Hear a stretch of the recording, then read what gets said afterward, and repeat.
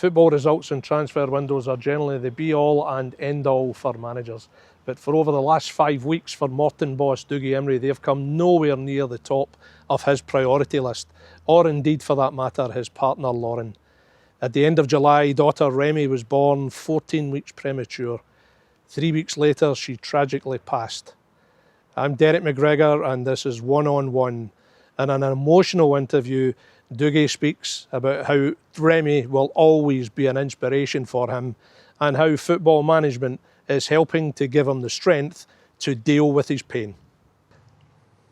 Dougie, my condolences to you, your partner Lauren, your 6-year-old son Jensen. I'm heart sorry for you all. I can only imagine how tough the last 4 or 5 weeks have been for you and the family. I would imagine probably the toughest day of your life. Yeah, it certainly was, Derek. You know, we had done an amazing 20 days with Remy, and then unfortunately, like I say, we lost her. Our wee lungs gave up, and she couldn't fight any longer. But she's at rest now. You know, she's at peace, and we're grateful, very grateful of the 20 days we got to spend with her. How proud are of you? You know, how proud are you of her? Oh, I'm really proud. You know, she fought every single minute, every single day to give us those 20 days, to give her time to try and make it. But with her being so premature and being so small for that gestation is probably what cost her her life, Derek. And like I say, she'll always be here with us. You know, myself and Lauren are very thankful of the staff and the neonatal unit in Wishaw for the efforts and commitment to trying to help Remy every day to get fitter and get stronger. And unfortunately, just in the end, our wee body just couldn't get her over the line. She was born 14 weeks premature, only £1 and 4 ounces, but I mean, the fight she put up, obviously for yourself and Lauren, it's a daily vigil, a nightly vigil. I can only imagine your range of emotions. Can I ask you to describe the feelings every day when you're going to see her? It's extraordinarily difficult for you and Lauren. Yeah, listen, I think unless you've been in that situation, in that sort of unit, it's very difficult to explain the emotion of walking through the doors, because it's just buzzers that just are constantly bleeping, machines, numbers, drugs. You know, Remy was hooked up to 3, 4, 5 drugs at once. You know, our wee body was covered in pick lines going into our arms, into our feet, so that these amazing doctors, nurses, midwives could do what they do best, and that's look after babies. And like I keep reiterating the same thing, how grateful myself and Lauren were with the effort that they put in, not just for Remy, Derek. You know, we've seen the work that they put in for a lot of babies that were in that unit and the time that we spent there, and we'll be ever in debt to these people for like I say, the care and commitment that they gave Remy to, like I say, try and get her through the tough period. But like I say, it was a very emotional night when we got the sad news that she was no longer with us. I think a lot of people at various points in their lives, Dougie, we don't fully appreciate NHS staff in general, nurses especially. We don't appreciate how good they are until we're in need of them. And I take it that would be, you know, particularly true for yourself and Lauren, that the level of care, the attention, the compassion, the consideration was just excellent. Oh, it was top drawer. Like even after the little one passed away, the care and attention they gave to myself and Lauren for those 3 days that we spent in the hospital with Remy was second to none. You know, they were there at every corner, making sure we were okay first and foremost, making sure Remy was still okay, and just the small details that they done with us, you know, making footprints, making handprints, giving the little one a bath, getting us a little bit of her hair, just the small things that we'll always cherish, Derek. You know, it's. Does that comfort you when you think about that, Dougie, right now? Those yeah, moments? It does. You know, I'm trying to keep my emotions in check here, because it's coming back to me. But yeah, listen, those small details that these people gave, when she was in the unit, and then obviously after she passed away. They're amazing, these people, and like I say, the work that they do goes unnoticed in my opinion. Like I say, now that I've been in that environment, I see the work they do, and they don't get a minute. You know, they're constantly working for their 12-hour shift, because if they're not helping Remy, they're maybe helping another midwife deal with another baby. They're constant back and forth. They're making sure the saturations are good. And what I mean by saturations, the saturations are the levels of oxygen that's going into Remy and other babies' bodies by a machine. And then they need to make sure they're checking gases, which is bloods that are going to make sure that all our levels in our body are where they want them. And then that's where they change and differentiate the amount of drugs that are going in each and every individual baby. So, like I say, these people are well worth their weight in gold. I think everyone who viewed your social media messages, Dougie, indeed your photos, couldn't help but be deeply moved. I think there was one that was especially poignant when I think you kind of revealed a photo of you holding Remy's hand. I mean, when we see that, everyone's heart goes out to you and Lauren. But that's what's also comforting you just now, would that be fair to say? Yeah, like I say, the time you had with her. Yeah, the reason we put out certainly I put out the tweet was to let our families and my close friends know, Derek, that she was no longer here.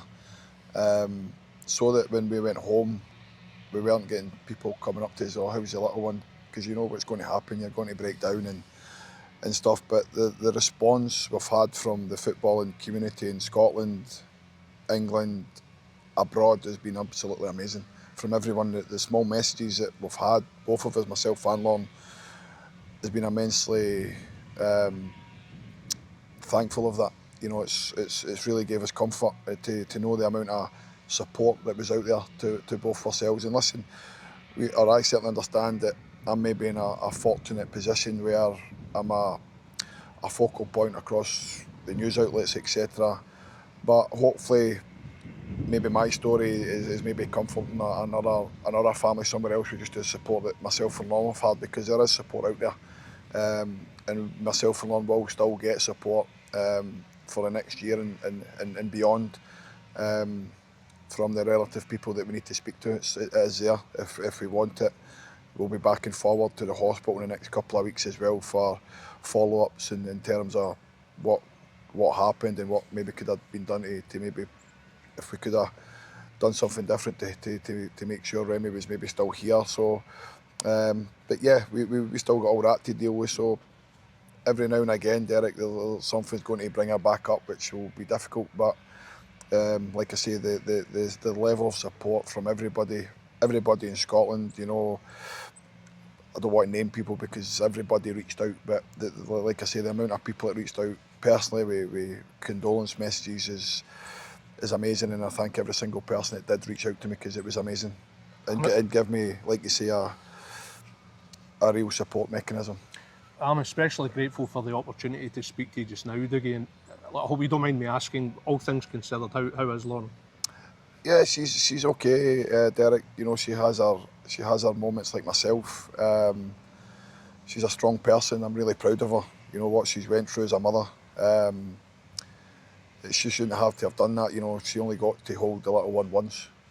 You know, it took us an hour and a half this year after she was born, because they have to do what they have to do.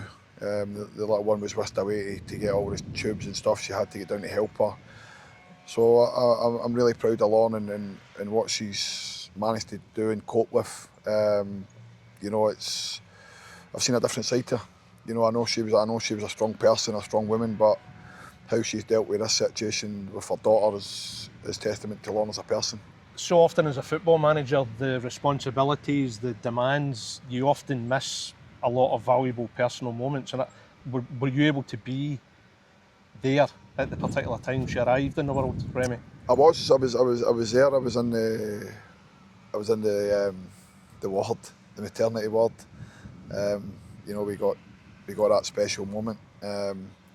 Albeit it was very quick, and then we never seen her for, like I say, about an hour and a half, maybe 2 hours, because they found it difficult to get the breathing tube down our throat, which was very difficult for them and for us.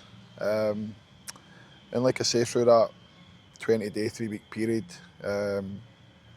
she had good days and bad days, but when they're so young and so premature, that's the roller coaster that you go through. It's not just us. I'm sure a lot of families, if they're watching this in the next few days or so, will be able to relate to probably what I'm saying. You know, we got really close with a family from Kilmarnock. I'll not name who they are, but they'll know who they are if I'm talking. You know, they were in the same situation as us, and we were there to comfort each other. And you get to really bond with people when you're in that situation, because it's so intense. You know, just my own situation and Lauren's situation, when you're walking up the corridor to go into the ward, you're peeking through the door and looking at screens to see if our saturations are at a good level, because you generally don't know what you're walking into, Derek. Remy's a lovely name. Yes, yes. It's a lovely name. Do you mind me asking if there was there a poignant reason for the name, or was it just a name that you and Lauren liked? Well, it was certainly a name that Lauren came up with very early in the pregnancy, and it was always a name that was always at the forefront of anything that she kept asking me, and I just kept saying, no, I like Remy, Lauren. And then when she was born, she was definitely a Remy. So we can get some comfort as that as well, Derek, that we picked the right name for her. I think there's so many ugly and inexcusable aspects of Scottish football, Dougie, but is it fair to say that in such tragic circumstances as this, we see the best of our game? And I think the response for you and Lauren has been remarkable. I think we've seen minute silences. Your former club Livingston, Hearts at the weekend, exceptional. There's been banners, even Motherwell. I think fans who, historically in football sense, I mean, they would give you dogs abuse, but even they, poured out their hearts for you. It's been an astonishing response for you, and I'm sure that's a real comfort to you and Lauren. Yeah, it has been, like you say. I think in Scotland alone, the response has been amazing. Like you say, I send a lot of respect to Motherwell and the E-Block support, because the banner report for myself and Remy was amazing. It touched a nerve, and it was a really nice gesture. Not just Motherwell, you know, there's been a lot more. Livingston done a minute silence on Saturday. The amount of flowers I've received from clubs as well. Like I say, I just want to thank every single person from the bottom of my heart that have reached out in whatever way they have, whether it's been flowers, a card, a banner, a message on social media. It really means a lot to myself and Lauren, and we're very grateful. I think you came back here, I think at the time that Remy was still fighting for life, and there was a home game against Partick Thistle, and the fans in the cowshed just over there, they produced a banner. I think it said keep fighting, Remy. And I know when you came out for that before the game, that was difficult for you to maintain your kind of... Yeah, listen, I'm not going to lie, I did have a tear in my eye, because it just hit me. Like I wasn't ready for it. And when you come out of Partick Thistle, the ground, basically the Morton fans were right there, and it just hit me. And like I say, it was very raw at that moment, because she was very ill 2 days previous to the game. And I was in two minds whether to go to the game, but she started to get better on the Friday, and then on the Saturday she was great. So like I said to Lorna, I'm going to go to the game just to put my mind somewhere else for a few hours before I had to go back and pick up the carnage at the hospital. But yeah, it really that really hit a nerve, because like I say, it was something I wasn't expecting. But a tremendous gesture from the Morton fans as well. The fact that Remy was so frail, Dougie, and yet, as you're saying, she was rallying, she was fighting so hard. I mean, I think for you and Lauren, that'll be a source of inspiration for you as you move on. Yeah, 100%. You know, like I keep reiterating, all through the 20 days she was fighting. You know, people say she was like myself, a fighter. So that gave me a smile at times when I think of her. because she certainly fought for myself and Lauren every minute that she was here. And at times, Derek, we feel sad because, like I say, for a long period in that unit, she was turning a corner. She was putting on weight. You know, she put on weight. You could see that she was getting bigger, but you know, there was times where she was fighting. Sorry, my mind's went blank. She was fighting infections. Sorry, she had 3 infections that she fought off bravely. She had to get blood transfusions into her little body. The amount of drugs she was getting. But like I say, we'll always be proud of her. That she fought so hard for those amazing 20 days that we had with her. I was asking you about the response and the support from the wider Scottish football community, but as a club here, Dougie, Morton, how would you describe the level of support for you and Lauren? Oh, listen, the club have went above and beyond for me, Derek. You know, they've been there every step of the way. Anything I've needed, any days off I've needed, they've never once said, no, you can't do that. They've always been there, always phone call away, always on the phone. You know, the Bonner family in America reaching out to make sure I was okay, the chairman John Laird making sure I'm okay, the board itself. But again, my own staff, you know, Billy Davis and John Conley, Ben Hotchkiss, have all been amazing.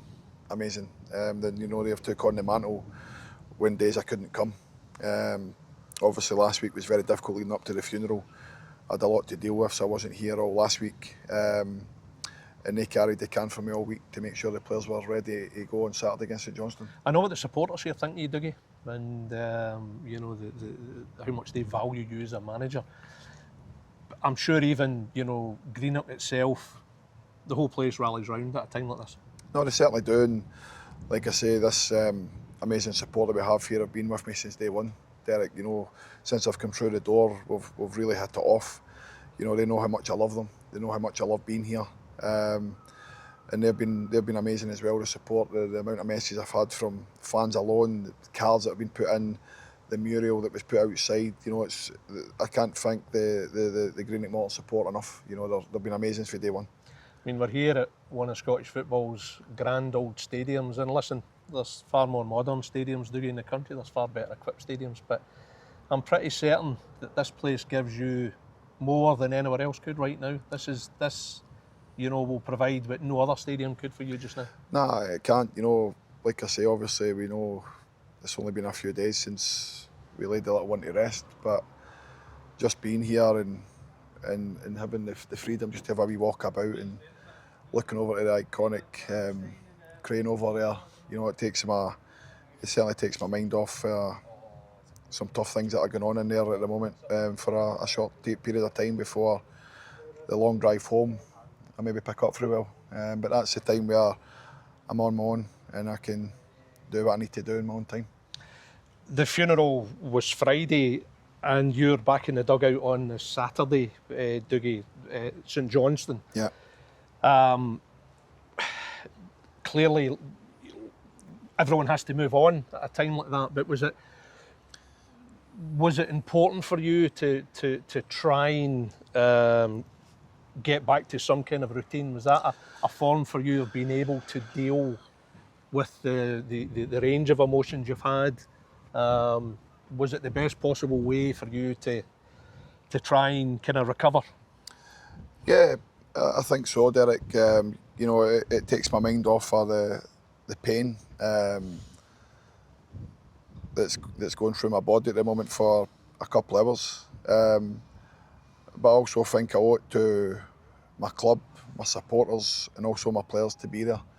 You know, I'm here to lead this club every day as best I can, and like I say, I obviously came to the game before that against Ayr, and then I was there on Saturday. So, you know, I'm a different character, and like I say, the pain is so sore at the moment. But I also think it's important that I'm here on a Saturday for my team, my players, to try and cajole them to get the 3 points that hopefully will get this club where we want to get them to this season. Of course, what we can't overlook, Dougie, is you've got a special wee boy, 6-year-old Jensen, and that's another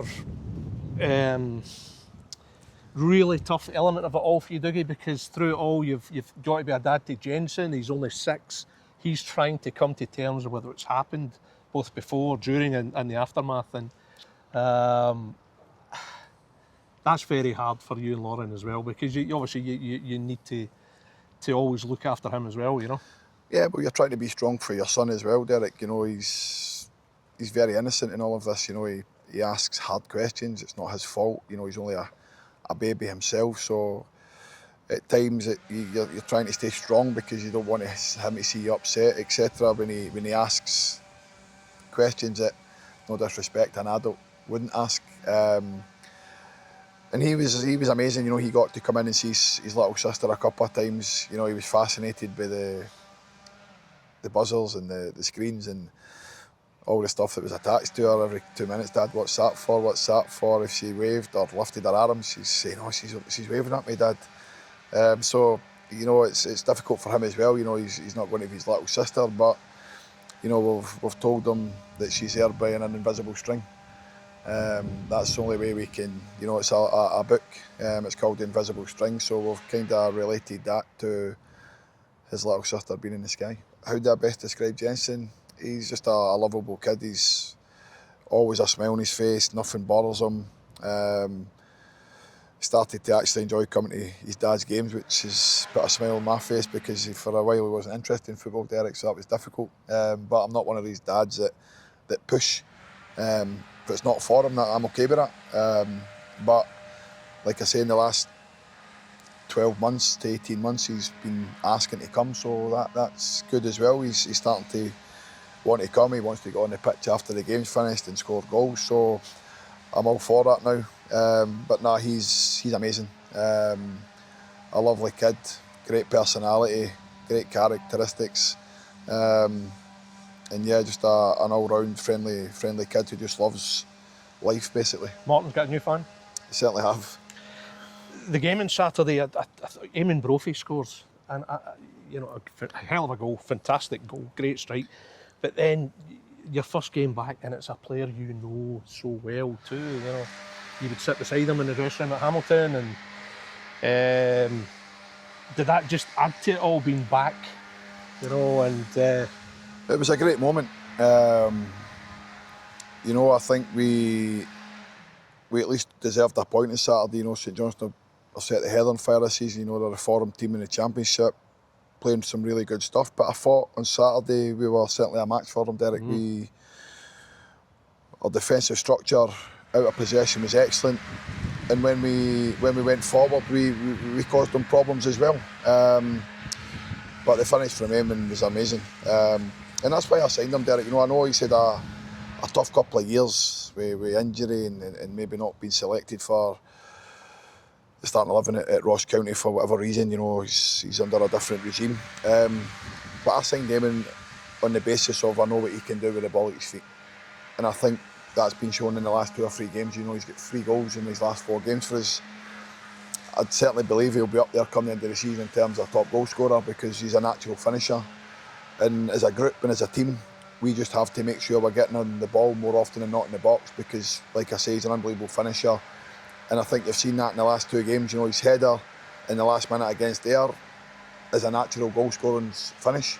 You know, he's pushed his centre back away, he came across, he's got the flick, and he knows exactly where he's putting it. And then that's what he's got in his locker as well. You know, he can score all types of goals. You know, he scored a 30-yarder at the top bin. And he can score all types of goals. And like I say, I'm just delighted that we have him here at Morton. Does what's happened and what you're coping with, does that affect, as a professional, Dougie, does that affect how you think as you move on? Does it put, when you think before of mere football results and general football frustrations, does it put it all into perspective? Does it see you now kind of look on these things differently? You're still obviously committed, it still means plenty to you. But is there a different kind of, you think, view of what you generally have to put up in football now? Yes, I would say so. You know, I think what this last month has taught me is family is really important. Not that it didn't mean anything to me before this situation occurred, but certainly now, you know, family is really, really important. You have to have that family life balance. You know, we understand our job is what it is. You know, that's what we signed up for. It's a 24/7 job, but we also have to find a balance of spending quality time with our loved ones. Because, like I say, I'll never get to spend any time with Remy ever again. You know, I had that amazing 20 days with her. So now, you know, I've got Morton and I've got Jensen to think about, and what the last 5-6 weeks has taught me is I need to find more time to spend with them. Yeah, I understand this is my job and I'm fully committed, I'm all in, and I love what I do. But I think it's important not just for me, but for any person in the same situation as us as managers. We have to find time for our family. You're an excellent manager, Dougie. You've proved that over a long spell, and you are what you are. And you know, it's inevitably in the months, you know, the weeks and months ahead with games, you're still going to get wrapped up in it. But it's interesting how you say that, Dougie, because you know, a kind of life-changing moment like that has got to affect you. But at the same time, football is a source of strength for you as well right now. Yeah, listen, what I was trying to say a few minutes ago is I love my job. I'm all in. I want to get to the top level as possible. But I've also got a job to do. I'll deal with the situation in a different way. I'll deal with that when I can, in quieter moments. But I also love my job and I'll give it everything. And like I say, I think it was important on Saturday to be there for the players because they've been affected with this as well, Derek, not just myself.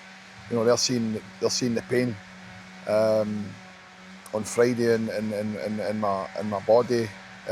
Everybody could see that the pain was sore. The last 4 weeks has been really difficult for them as a group, but they've shown great strength as well to keep getting the results. You know, it could have been easy. We've got a lot of young kids here this season. You know, 18, 19-year-old. In terms of football, they're still babies as well. They're still learning the game. I think as players, I would imagine they'll want success even more now for you, Dougie. You know, because I think the one thing you've always had here as a manager is you've had a squad that's tight, and I think it's testament to you as a manager, your man management. I've always had the impression that Morton as a team is right behind you, and I think it'll be even more so now. Yeah, I would agree with that, Derek. You know, like I say, in the time I've been here nearly 4 years now, come December. And every season I'm building a new squad, but one thing that my squad have is a togetherness. You know, we're fighting for everyone. I'm fighting for them, they're fighting for me, they're fighting for the staff, we're fighting for the fans, we're fighting for the club, the chairman, the owners, the investors. And that will never change as long as I'm the manager here, because that's one of the things that I pride myself on is we're together. We fight for everything, we fight for every ball, we fight for every point, and we leave no stone unturned.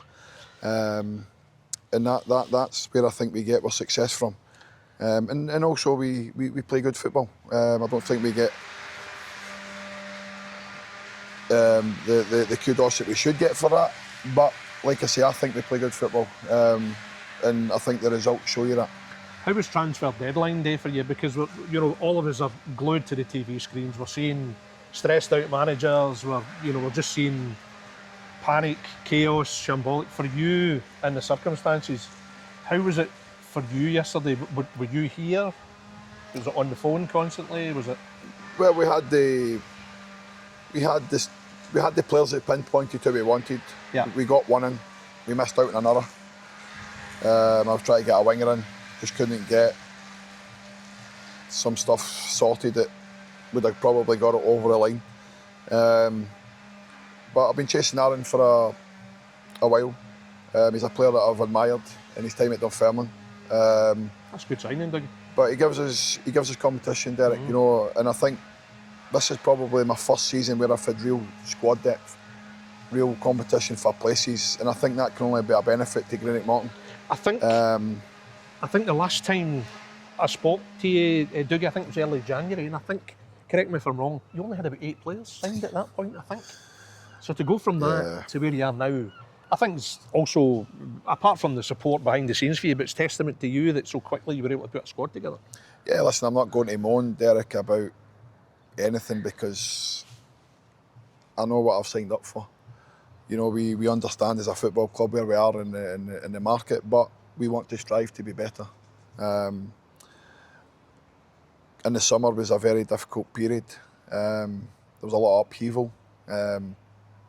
Staff moved on that I didn't want to move on. People that meant a lot to you? Yep. Mean a lot to you, sorry. I lost players that I didn't want to lose. But as a manager, I'm very relaxed when it comes to building squads. I'm not. Because you've done it so many times. Yeah, I'm not knee-jerk reaction. Oh, we must sign 5 players today. I wait and I bide my time and I find the players that's going to suit how we play and are they going to fit into the system that I want to play. And again, like I say, certainly I never got my budget till the 5th or 6th of June this summer. There was players the 3-4 weeks previous leading up to pre-season that I wanted to sign that I lost because I had no finances to give them a contract or even tell them what I could give them. And then we just took our time, you know, we didn't dive in, we didn't just sign the first name that was put at us. We waited our time as we've always done in the time I've been here. You know, the 3.5 years with Andy, who I Andy miss. Millen was a fantastic coach for you here. He was amazing. A mentor figure for you. And like I say, I miss him dearly because he was very good for me and what I needed in terms of on and off the pitch. Again, a decision that I didn't like, but like I say, it was out with my control. The club made a call, which is fine. These people make the call. So, but it gave me an opportunity to bring in Billy as well. I was going to say, probably the headline arrival in the summer was the vastly experienced Billy Davis. Seen it and done it as a coach and manager. You'd known Billy a couple of years, I think. Share the same agent? Yes, we've got the same agency. And for Billy to come in, even more so now, Dougie, how important has Billy been for you?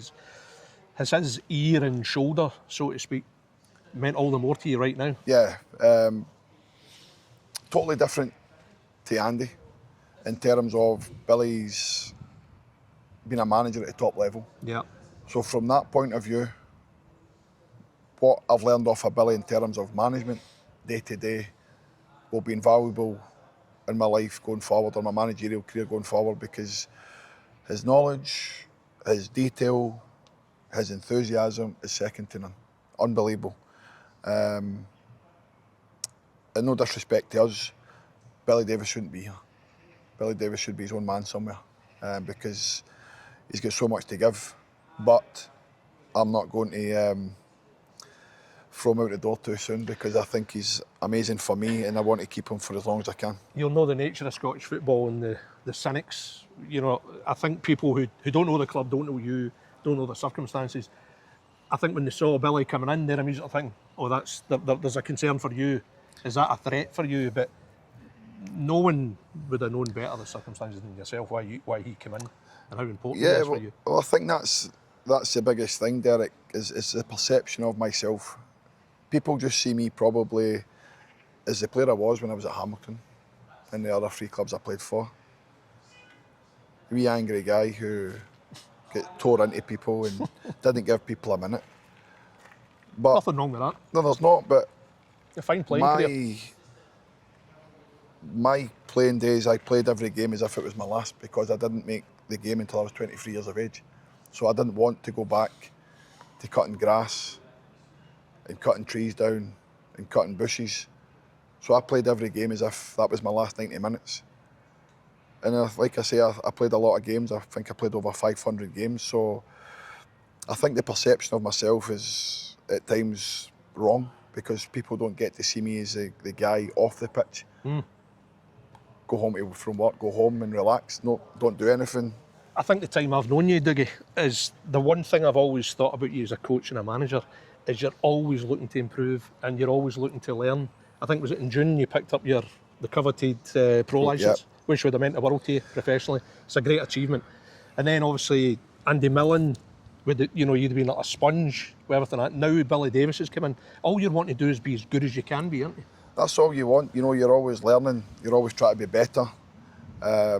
Like I say, regardless of whether I'm at Morton or I'm at Barcelona or Napoli or I'm at Clyde, for instance, I'll never change the way I am, because people ask me how you are. My job, Derek, is to win games of football.